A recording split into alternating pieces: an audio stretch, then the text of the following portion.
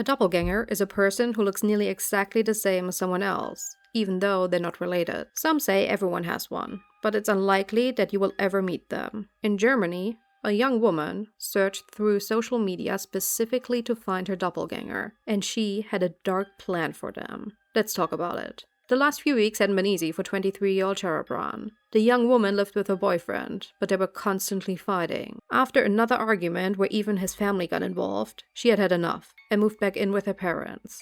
And all seemed well. Until August the 16th of 2022, she left her parents' apartment in Munich, Germany, to go back to her apartment she shared with her boyfriend in Ingolstadt, a town about an hour away. She told her parents that she just needed to go and pick up her mail, but she never returned.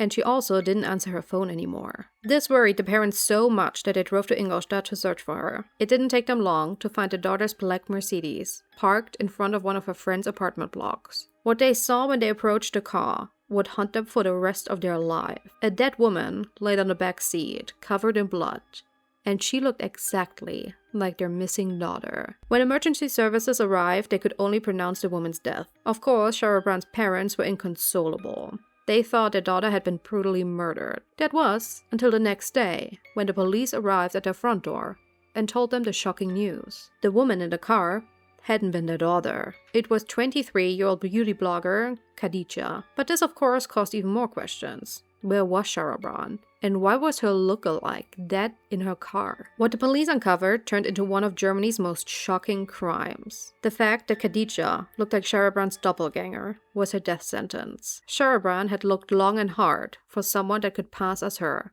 to fake her own death. She had contacted multiple women over months on social media. But why? Well, Sharaban had been looking for a way out of her relationship. As she later claimed, she was afraid to leave her boyfriend forever. Not just because of him, but also because of his family, who according to her, made her life a living hell. She thought just moving out wasn't enough. They needed to believe she was dead for them to truly leave her alone. So how did she get Khadija, who lived in another state, to come to her? She promised the other woman all kinds of things to lure her to Bavaria. For example, on the 9th of August, she wrote her on Instagram with a fake account, claiming to be a talent scout, and that a famous rapper called Loon was filming a music video and was looking for pretty girls to be in it, and asked her if she would be willing to come and participate. But Khadija wasn't so easily fooled.